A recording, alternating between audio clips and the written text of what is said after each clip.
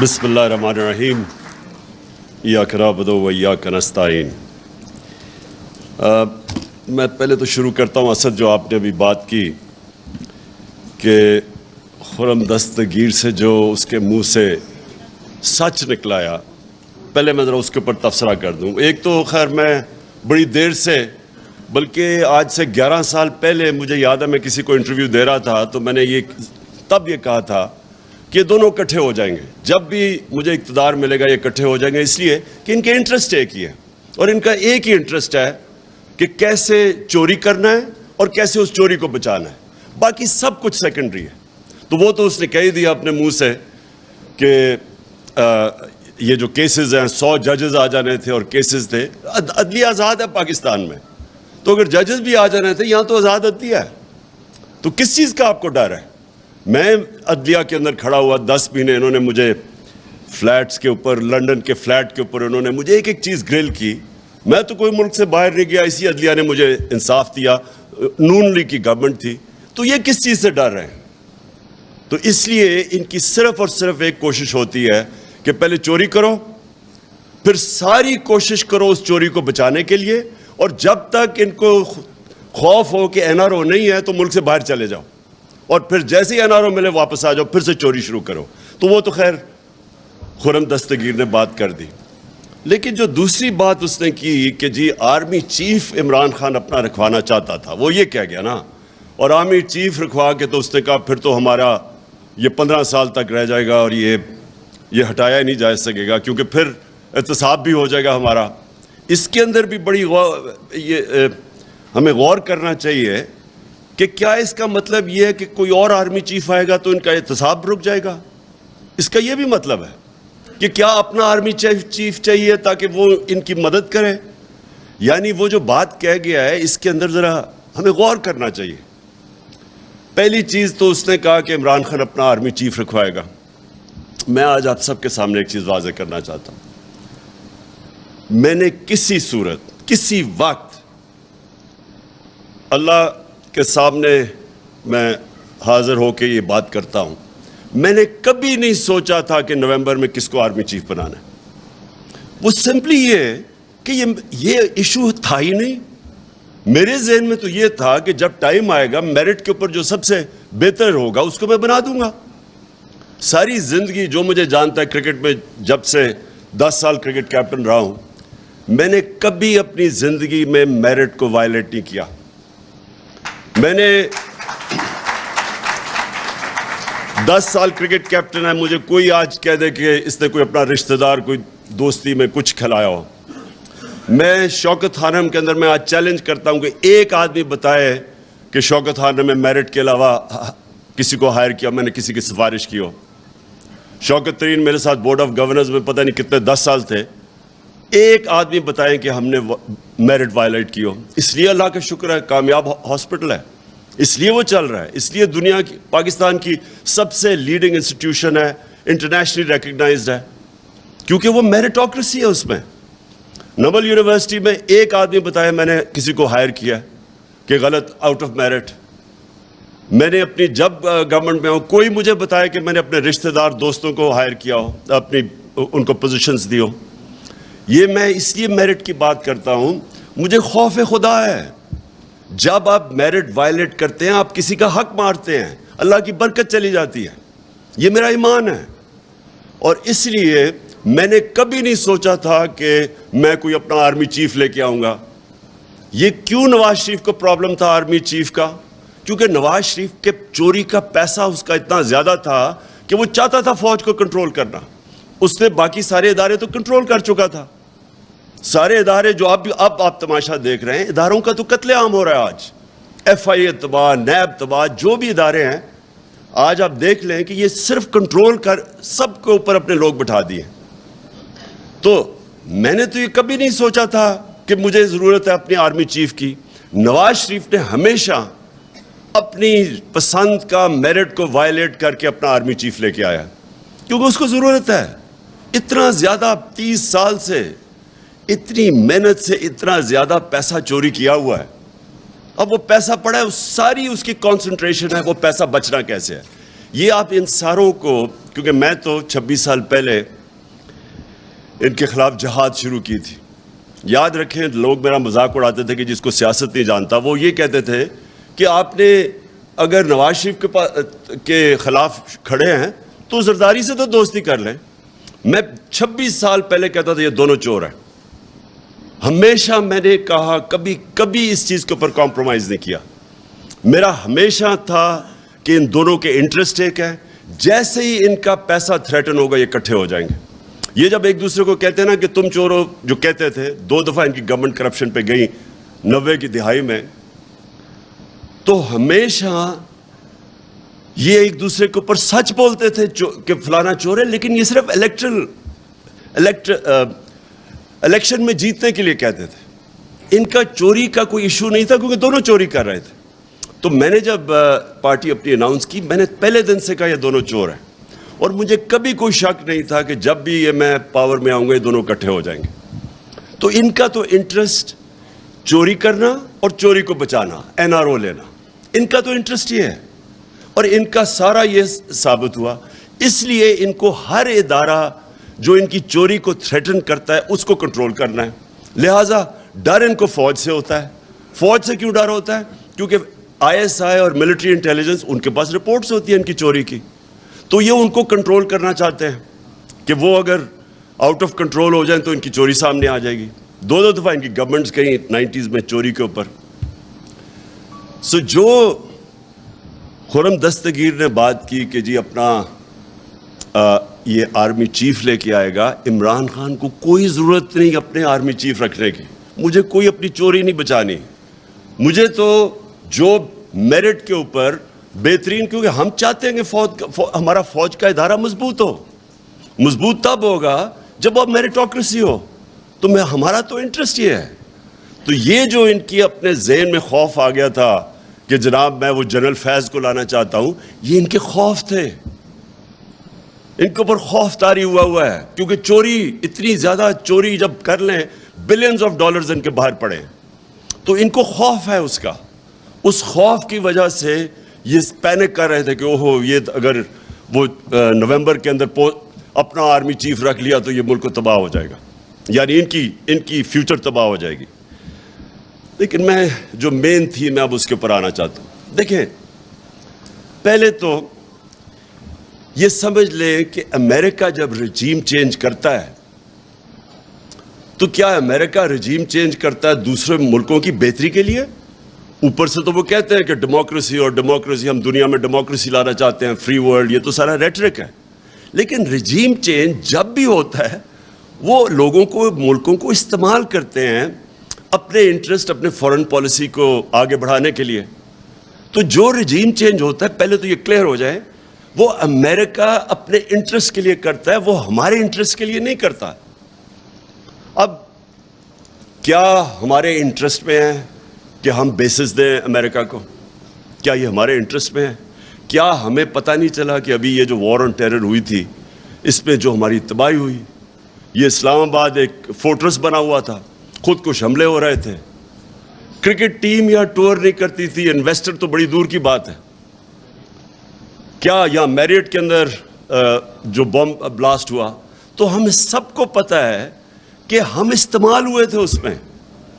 ہمیں ہمارے سربراہ کو دھمکی دی گئی تھی تب بھی کہ we will bomb you into stone age, اگر آپ ہماری جنگ میں نہیں شامل ہوں گے.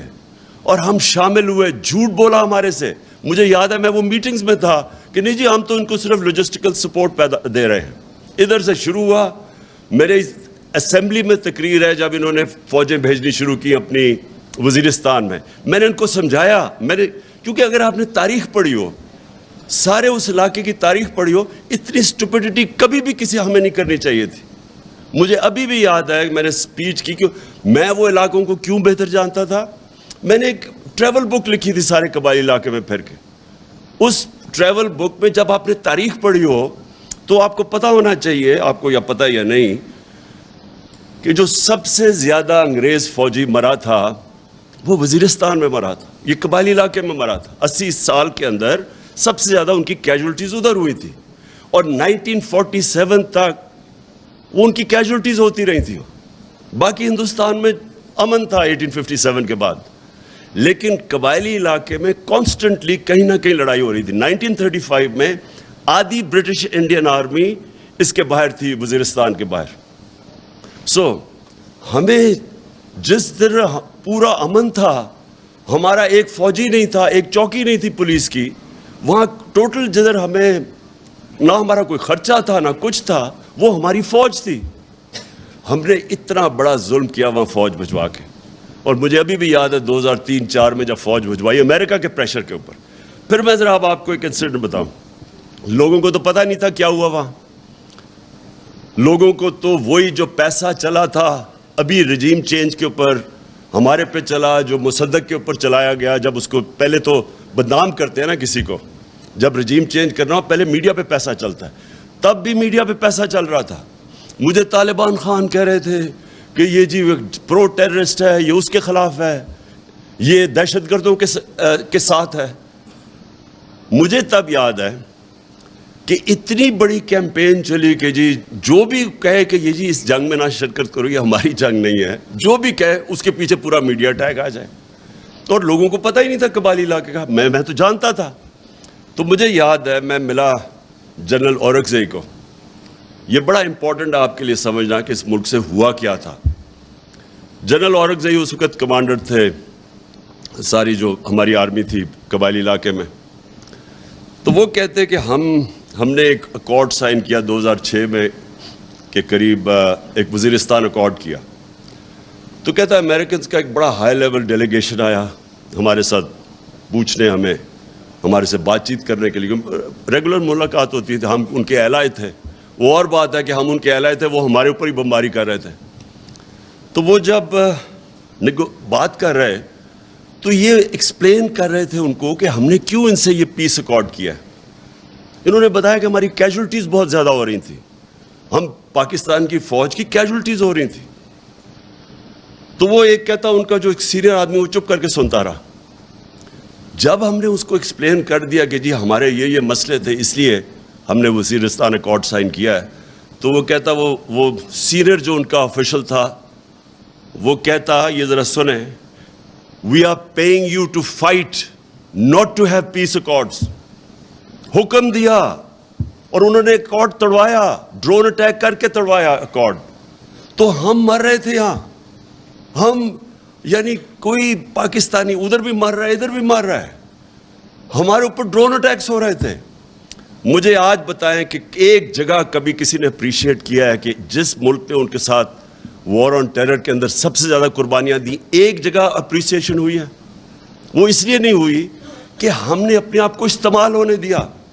تو میں جب یہ کہہ رہا تھا کہ یہ بیسز کے اوپر ایبسلیوٹلی ناٹ، وہ اس لیے کہ میرے ملک کا انٹرسٹ ہے، ہم کیوں کسی کی جنگ میں شامل ہوں؟ ہم اگر افغانستان کے اندر اب طالبان کی گورنمنٹ ہے، ہمیں کیا ضرورت ہے کہ ان کو یہاں سے کوئی ادھر اٹیک جائے یا وہ کچھ کرے، اور ہمیں کیا ضرورت پڑی ہوئی ہے کہ ہم ویسی کمبیٹنٹ بن جائیں؟ آپ جتنے مرضی کہیں کہ نہیں جی ہم صفائییں پیش کریں، لیکن جیسے ہی آپ کی زمین استعمال ہوگی آپ آٹومیٹکلی ان کے ساتھ ان کے شامل ہو جائیں گے ان کی جنگ میں۔ اس لیے یہ ہمارا انٹرسٹ ہے۔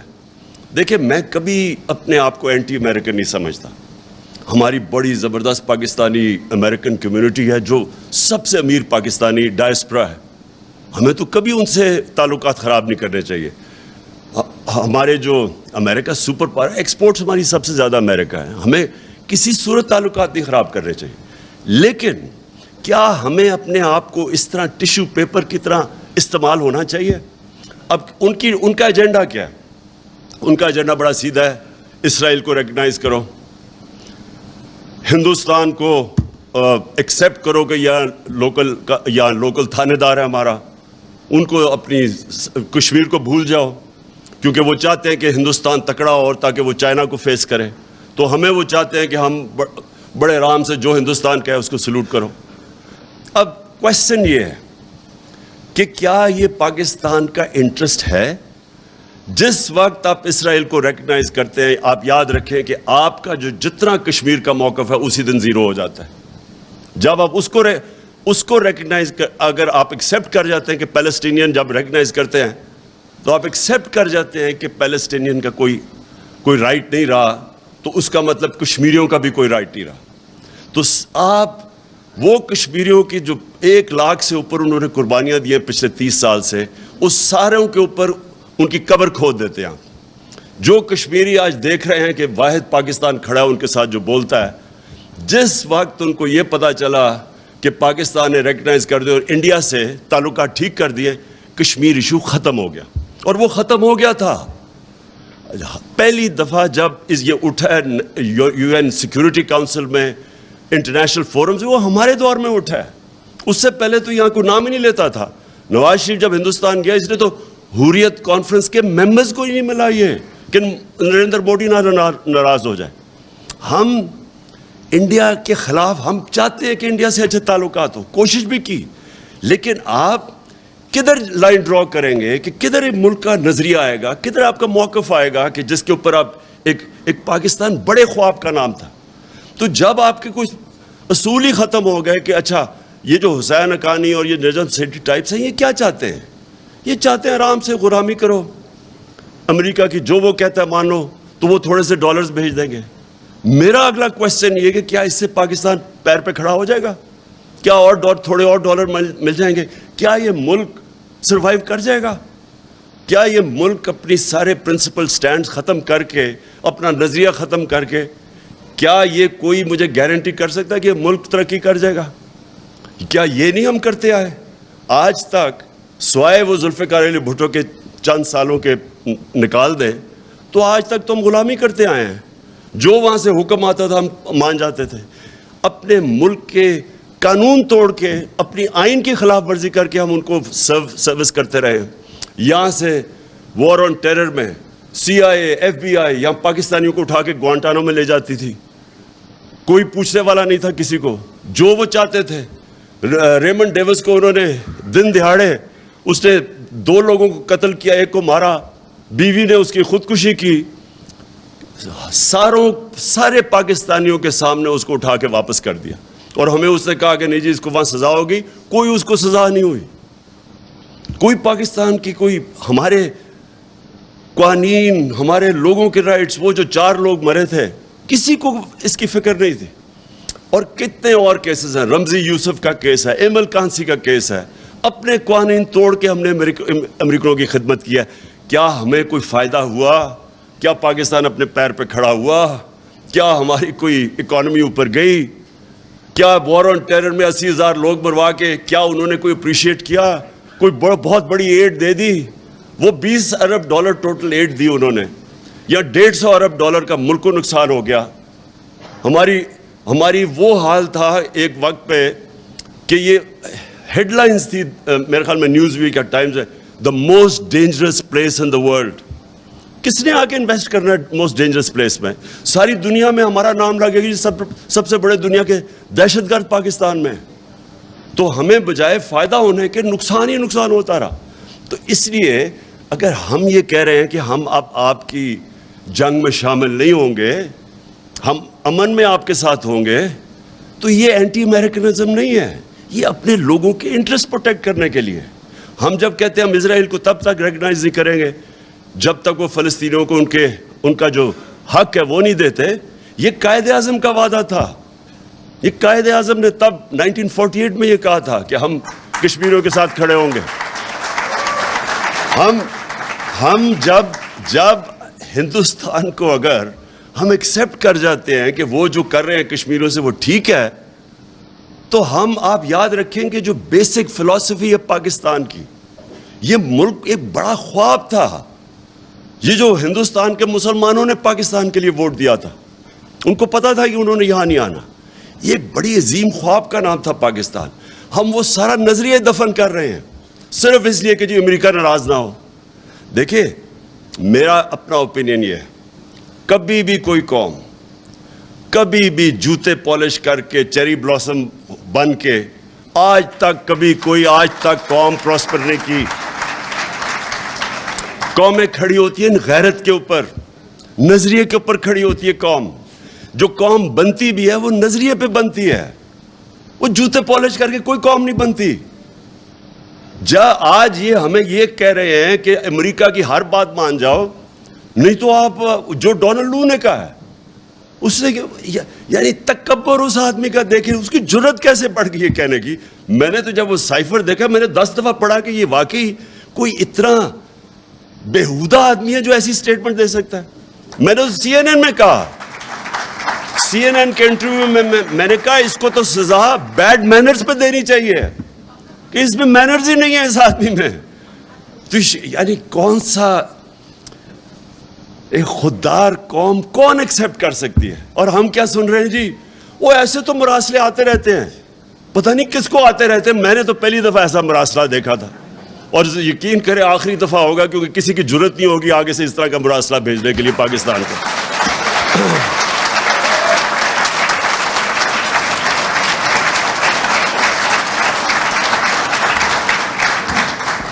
دیکھیں جی، ایک بس اب سنیں ذرا میری بات. دیکھیں یہ بڑا امپورٹنٹ ہے.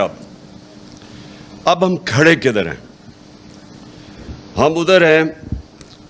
میں سمجھتا ہوں کہ یہ پاکستان کے لیے ایک وہ فیصلہ کن موڑ پہ آ گیا پاکستان، جدھر سارے لوگوں کو فیصلہ کرنا ہوگا یا انہوں نے ایک راستہ لینا ہے پاکستان کی ایک خودداری کا، اور ایک مشکل راستہ ہے پاکستان کی حقیقی آزادی کا، یا ان چور ڈاکوؤں کو جو اوپر ہم. اور میں دوسری چیز، یعنی میرے سب سے زیادہ مجھے توہین کدھر ہوئی ہے؟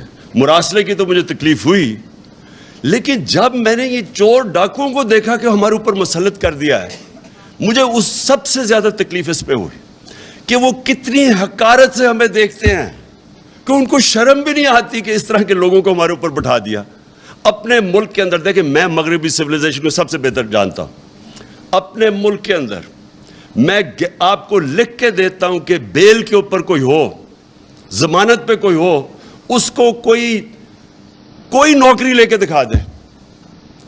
یہ ناممکن ہے کہ 60% کیبنٹ بیل کے اوپر ہو، اربوں روپے کے کرپشن کے کیسز ہوں، اور آپ ان کو ایک ملک کے اوپر بٹھا دیں. یعنی اس سے زیادہ ہماری توہین کیا ہوگی؟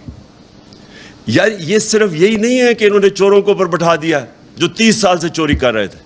اس سے زیادہ بڑی چیز ہے کہ انہوں نے ہمارے ملک کی اخلاقیات کو کتنا نیچا دیکھا ہوگا. یعنی وہ کیا سمجھتے ہوں گے کہ ہم کتنے گرے ہوئے لوگ ہیں کہ ہم چپ کر کے ان چوروں کو قبول کر لیں گے.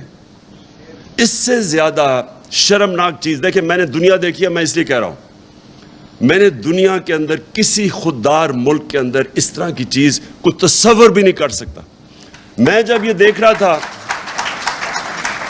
جب مجھے یہ پتہ چلا اس سازش کا، اور سازش کا مجھے سال پہلے اندازہ ہو گیا تھا کہ گیم شروع ہوئی ہے، تو میں جب بھی میں سوچتا تھا نا، تو میں ہمیشہ سوچتا تھا کہ یہ سازش کیسے ہوگی؟ کیا شہباز شریف کو ملک کا کوئی پرائم منسٹر بنا دے گا؟ لوگ کہتے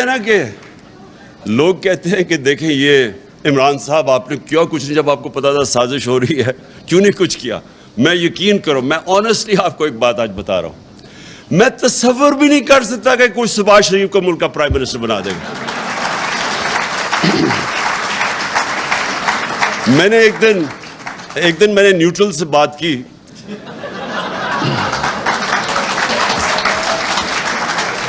میں نے کہا اس کے اوپر 16 ارب روپے کے ایف آئی اے کا کیس ہے، 8 ارب روپے کا نیب میں کیس ہے اس کے اور اس کے بیٹوں کے اوپر، اور اتنے اوپن اینڈ شٹ کیس کسی کے نہیں ہیں، کسی کے ایسے کیس نہیں ہیں. آپ حیران ہو جائیں گے کہ اتنا بلیک اینڈ وائٹ. یعنی نواز شریف کا تو چلے پھر بھی اس نے اپنے نام پہ کچھ نہیں کیا، بیٹی کے نام پہ فلیٹس لیے، اس کا تو ڈائریکٹلی یہ اور اس کے بیٹے امپلیکیٹڈ ہے اس میں. اور کسی اور ملک میں 1 سال پہلے ان تینوں نے جیل میں ہونا تھا. یہاں میں سوچا، میں نے کہا یہ کوئی سوچ سکتا ہے کہ 16 ارب کے کیسز وہ اور 8 ارب کے نیب میں، اور ایسے کیسز. یعنی اتنا، وہ کہتے ہیں نا نقل میں بھی عقل چاہیے، اتنے بھونڈے طریقے سے انہوں نے چوری کی ہے کہ اس میں بچ ہی کوئی نہیں سکتا. اگر کوئی عام آدمی ہوتا نا، آپ یقین کریں وہ 2 ہفتے میں یہاں اس ملک میں جیل میں ڈال دینا تھا اس کو. تو میں اس لیے وہ کہتے ہیں نا کہ آپ نے تیاری نہیں ہے, کچھ نہیں کیا. میں آخری منٹ تک سوچتا رہا کہ نہیں یہ نہیں ہو سکتا, کہ اس کو نہیں بنا سکتے.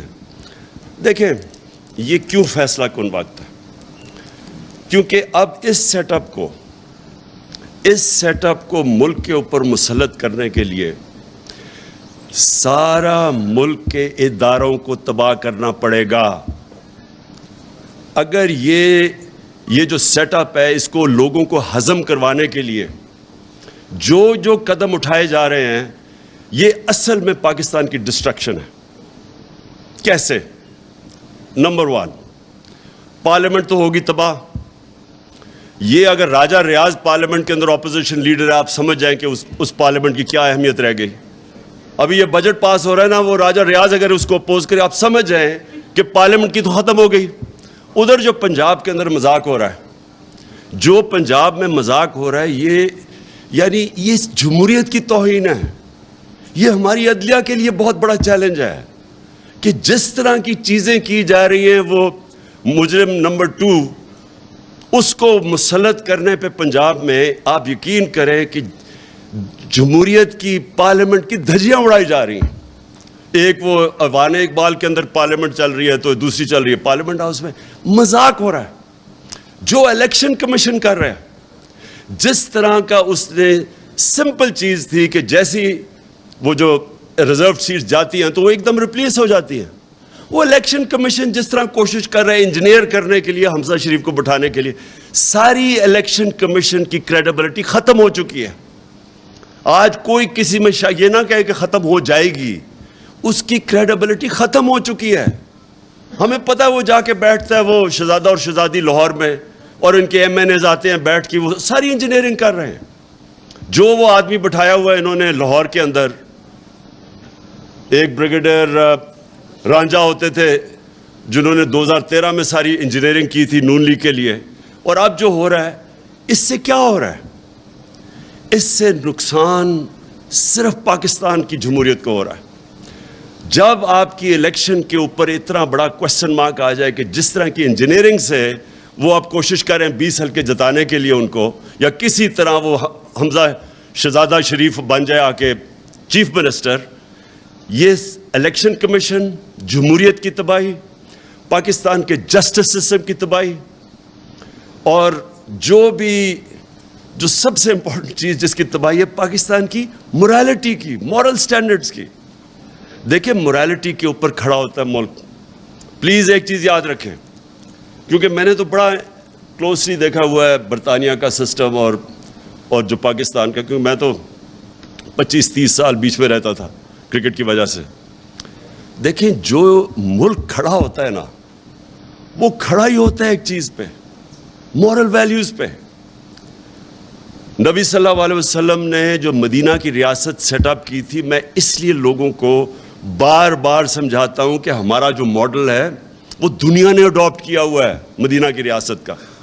میں نے مدینہ کی ریاست کی اس لیے بات کرتا ہوں کہ وہ اصول جو انہوں نے سیٹ اپ کیے تھے مدینہ میں, وہ جو کامیاب ویسٹرن ڈیموکریسی ہے اس میں وہ اصول اڈاپٹ کیے ہوئے ہیں.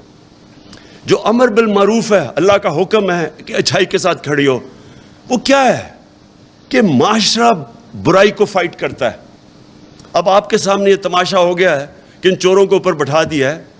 یہ معاشرے کے اوپر اللہ نے فرض کیا ہوا کہ آپ نے اس کے خلاف کھڑے ہونا ہے. یہ معاشرے کی ذمہ داری ہے, یہ عمران خان کی اکیلے کی ذمہ داری نہیں ہے, یہ میری پارٹی کی ذمہ داری نہیں ہے, یہ قوم کی ذمہ داری ہے. اللہ کا حکم ہے امر بالمعروف, سچائی اور حق کے ساتھ کھڑے ہو, برائی کے خلاف کھڑے ہو. اللہ نے آپ کو نیوٹرل رہنا کی اجازت نہیں دی, کوئی اجازت نہیں دی اس نے کہا سائیڈز لو. اور معاشرے کی جو بنیاد ہے وہ مورل سٹینڈرڈز پہ کھڑی ہوتی ہے. جرمنی جاپان کو بمباری مار کے انہوں نے تباہ کر دیا 1945 کے بعد. بلڈنگز نہیں کھڑی, تصویریں دیکھیں ذرا, ایک بلڈنگ نہیں نظر آتی کھڑی. وہ 10 سالوں میں دونوں ملک کھڑے ہو گئے, کیونکہ مورالٹی کے اوپر اور انصاف کو آپ بمباری سے نہیں ختم کر سکتے. جو قوم جس کی مورالٹی انٹیکٹ ہوتی ہے اس کو آپ ختم ہی نہیں کر سکتے. ختم کرتے ہیں جب ایک قوم کی مورالٹی ختم ہوتی ہے, آپ کو بمباری کی ضرورت نہیں پڑتی. میرے سامنے ہماری زندگی میں بیروت ہوتا تھا دبئی. ہماری زندگی میں ساری دنیا چھٹیاں بنانے کے لیے بیروت جاتی تھی. لیبنان ایک سب سے خوشحال طبقہ تھا سارے مڈل ایسٹ میں. آج اس کے ذرا حالات دیکھیں, 70% لوگ غربت سے نیچے گر گئے. کوئی کسی نے بمباری نہیں کی. ان کی کرپشن نے, کرپشن ہوتی ہے جب آپ کی مورل سٹینڈرڈز گر جاتی ہیں, جب کرپشن آ جاتی ہے, ان کی کرپشن نے ختم کر دیا لیبنان کو. آج وہاں غربت ہے, لوگ چھوڑ کے جا رہے ہیں باہر. جو ہمارے ظلم کیا ہے, یہ امریکہ کو تو فائدہ ہو گیا, وہ تو انہوں نے رجیم چینج کر دی. ان کا مقصد ہماری بہتری تو نہیں تھی, وہ تو اپنے آپ کو پاکستان کو پھر استعمال کرنا چاہتے ہیں. لیکن ہمارے لوگ یہ جو اوپر آ کے بیٹھے ہیں, ان کا مقصد کیا تھا؟ ان کا مقصد اپنی چوری بچانا تھا, جو خرم دستگیر نے کہہ دیا. اب جب چوری بچانی ہے تو چوری بچانے کے لیے یہ پھر سے میں ریپیٹ کرتا ہوں, اپنے سارے انصاف کے اداروں کے قبر کھود دیا انہوں نے. جو انہوں نے نیب کے امینڈمنٹس کیے ہیں, اس کا تو سمپل مطلب یہ ہے کہ وائٹ کالر کرائم کو اب پاکستان میں اجازت دے دی ہے. صرف وہ بھینس چور اور گاڑی چور اور وہ سائیکل چوروں کو پکڑ کے جیلوں میں ڈالو, باقی ان کو تو اجازت مل گئی ہے. وائٹ کالر کرائم دنیا میں پکڑنا مشکل ہوتی ہے. اس کے لیے آپ کو بڑے وکیل چاہیے, سیٹ اپ چاہیے. تو وہ بڑی مشکل سے نیب بنی تھی. نیب نے اچھے برے کام کیے, وہ کئی دفعہ ان کو اجازت دی گئی. ہمارے دور میں اجازت دی نیب کو. ہمارے دور میں 480 ارب روپیہ نیب نے ریٹریو کیا تھا 3.5 سالوں میں. اس سے پہلے 18 سال میں 280 ارب روپیہ ریٹریو کیا تھا, کیونکہ ہم نے نیب کو چھوڑا ہوا تھا. ہم کوئی اس کو پریشر نہیں کر رہے تھے. اب انہوں نے آ کے نیب ختم کر دیا. اس انٹیریئر ثناء اللہ کے نیچے جب نیب ہوئے گی, آپ خود ہی اندازہ لگائیں کہ وہ نیب نے کیا کرنا ہے. اب وہ صرف وکٹمائز کریں گی, لوگوں کو تنگ کرے گی, استعمال کریں گے, ایف آئی اے کو استعمال کریں گے کیسز بنانے کے لیے. تو یہ ادارے تو ختم ہو گئے اب. لیکن جو سب سے امپورٹنٹ چیز یہ, میں پھر سے ریپیٹ کرتا ہوں, انہوں نے اس ملک کی اخلاقیات کے اوپر جو ظلم کیا ہے, ان چوروں کو اوپر بٹھا کے, اور ان چوروں کو اپنی چوری بچانے کے لیے, اب این آر او لینے کے لیے, اب یہ جو کریں گے ملک کے ساتھ, میں آپ کو یقین دلاتا ہوں پاکستان کو کسی دشمن, بیرونی دشمن کی ضرورت نہیں ہے. یہ وہ کام کر دیں گے جو کوئی دشمن نہیں کر سکتا. یہ اندر سے ملک کو تباہ کریں گے. اور آپ کے سامنے ہے کہ چلتی ہوئی, ابھی شوکت طرین نے آپ کو فگرز دکھا دی کہ ہر چیز پازیٹیو تھی پاکستان کی. انڈسٹریل گروتھ پازیٹیو تھی, ایگریکلچر, وہ بھی جمشید چیبہ نے نہیں بتایا, وہ بتانا تھا کہ ایگریکلچر گروتھ اوپر جا رہی تھی. ہر indicator, services industry, IT کے اندر ہم نے چینجز لے کے آئے تھے. پاکستان کی ایکسپورٹ جو اصل چیز ہے, جس سے ملک اوپر جاتا ہے, ایکسپورٹس اوپر جا رہی تھی. اوورسیز پاکستانی نے کانفیڈنس تھا پاکستان میں, ریمیٹنسز ریکارڈ بھیج رہے تھے. اور وہ ٹائم جو کہ سب سے مشکل ٹائم تھا, پہلے بینکرپٹ اکانومی, اس کو سٹیبلائز کرنا, پھر کرونا آ گیا, پھر کموڈیٹی سپر سائیکل آ گیا, اس سارے میں سے نیویگیٹ کر کے ملک کو نکال رہے تھے. میں نے اور شوکت نے جب جا کے نیوٹرلز کو سمجھایا کہ پولیٹیکل انسٹیبلٹی ملک نہیں افورڈ کر سکتا, بڑی مشکلوں سے, کیونکہ ایک انٹرنیشنل سپر سائیکل آیا ہوا ہے, ہمارے پاس فورن ایکسچینج کی کمی ہے, ہمارا روپیہ, ہمارا کرنسی افیکٹ ہوگی پولیٹیکل انسٹیبلٹی سے. یہ بالکل اس سازش کو روکیں, کیونکہ سب سے پہلا امپیکٹ پڑنا تھا ہماری کرنسی کے اوپر, فورن ایکسچینج پہ, جیسی انسٹیبلٹی ہونی تھی. اور وہی ہوا, اور وہی نہیں ہوا جو اس کے امپیکٹ پڑے.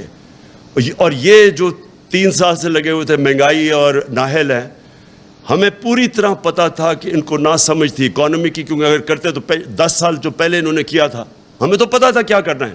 ان کی کوئی تیاری نہیں تھی, صرف ایک تیاری تھی کہ این آر او انہوں نے لینا تھا.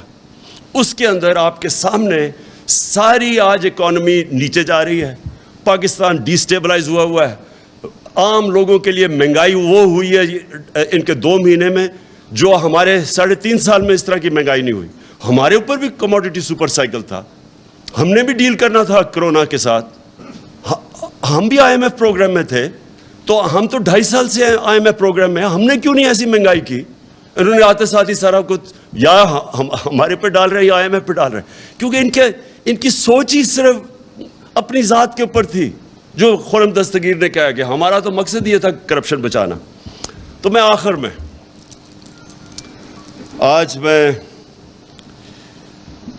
آخر میں اپنے سارے پاکستانیوں کے سامنے کہ دیکھیں یہ ایک جینوئن پاکستان میں ایک آ گیا ہے کراس روڈز، یا ادھر جا سکتے ہیں یا ادھر جا سکتے ہیں، وہ نیوٹرل بیچ میں راستے کا وہ گیئر ہی نکل گیا۔ فیصلہ اب ہم نے کرنا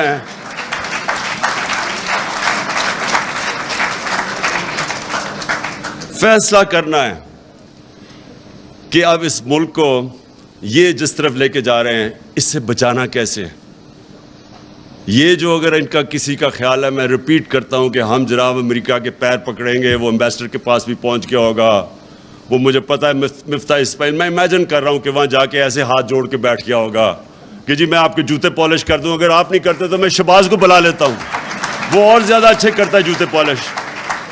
اس سے کوئی فرق نہیں پڑنے لگا۔ امریکن مائنڈ کو سمجھے، ان کی بڑی سمپل فلسفی ہے، دیر از نو فری لنچ۔ ہر چیز کی قیمت ہے، اور وہ جو قیمت ہے وہ اگر پاکستان اگر وہ قیمت ہم ادا کرنے کے لیے تیار ہیں تو سارا نظریہ پاکستان کو دفن کرنا پڑے گا۔ بڑا عظیم اس کا نظریہ تھا، اور اس کا نعرہ تھا کہ پاکستان کا مطلب کیا، لا الہ الا اللہ۔ یہ بڑا عظیم نعرہ ہے، یہ خودداری کا نعرہ ہے، غیرت کا نعرہ ہے۔ یہ کبھی بھی یہ ایک چھوٹے سے آدمی کو بڑا آدمی بنا دیتا ہے، لا الہ الا اللہ۔ ایک عام آدمی لا الہ الا اللہ کے اوپر خودداری آ جاتی ہے، اس پہ غیرت آ جاتی ہے، رسپیکٹ کرتے ہیں لوگ اس کو۔ یہ جو آپ جھکتے ہیں، اور مجھے شرم آتی ہے کہ جس طرح انہوں نے ہمارا دنیا میں ذلیل کیا اب تک، جا کے جس طرح پرچیاں پکڑ کے اس کے اوباما کے سامنے بیٹھے ہوں، جس طرح پتہ نہیں وہ کوئی اس کا کوئی پتہ نہیں کیا ماسٹر ہے اس کا۔ اور دوسری طرح وہ اچھا اوباما تو دور کی بات ہے، یہ امریکن امبیسڈر کے سامنے آپ کو دیکھنا پڑے گا کیسے گرتے ہیں یہ۔ تو یہ جب برٹش امبیسڈر کو کیک کھلایا جا رہا ہے، کیک کھلایا جا رہا ہے اس کو کہ شاید وہ ہماری سفارش کر دے۔ یہ جو بے شرمی ہے، یہ لا الہ الا اللہ اس کو دور کرتا ہے۔ کوئی نہیں ہے خدا سوائے اللہ کے، کوئی کسی کے سامنے اللہ کا حکم ہے، تمہیں جھکنے کی ضرورت ہی نہیں ہے کیونکہ اللہ ہے۔ یہ دیکھیں، یہ اب ہم ریئلائز نہیں کرتے۔ میں اتنی دیر سے جب بھی میں یہ کرکٹ بھی کھیلتا تھا مجھے بڑی تکلیف ہوتی تھی۔ کبھی میں یہ دیکھتا تھا جا کے ہمارے جو لیڈرز ہیں جس طرح یہ بے شرمی سے ان کے سامنے جھکے ہوئے ہوتے تھے۔ بالکل اس نے اسد نے صحیح بات کی۔ 22 کروڑ دنیا کا 5واں بڑا آبادی میں ملک ہے، نیوکلیر آرمڈ سٹیٹ ہے، ہماری ایک زبردست فوج ہے جو ہمیں پروٹیکٹ کر سکتی ہے۔ ہماری عوام جب موقع ملتا ہے اوورسیز پاکستانی میں ایسا ٹیلنٹ بیٹھا ہوا ہے، ایکسل کرتے ہیں۔ لیکن جب لیڈر یہ شہباز شریف بن جائے اور یہ سارے چور اوپر بڑھ جائے، آپ ایک فیکٹری کے اوپر چوروں کو بٹھائے، فیکٹری آپ کی بند ہو جائے گی، ملک کیسے چل سکتا ہے؟ اس لیے قوم کو اپنے بیسکس کے پر جانا پڑے گا، ہمیں اس کو فائٹ کرنا پڑے گا۔ میں اس کو جہاد سمجھتا ہوں، حقیقی آزادی کی یہ جہاد ہے، اور اس کے لیے میری آج ساری قوم کو ہے کہ میں نے تو کسی صورت اس کو ایکسیپٹ نہیں کرنا، میں نے تو جو بھی ہو جائے میں نے ان چوروں کا مقابلہ کرنا ہے۔ میرا صرف آخری ایک سوال ہے اپنے نیوٹرل سے، صرف اس پہ میں ختم کر رہا ہوں اپنی تقریر، کہ اگر گھر کے اوپر ڈاکہ پڑے تو کیا چوکیدار نیوٹرل ہو سکتا ہے؟ Thank you.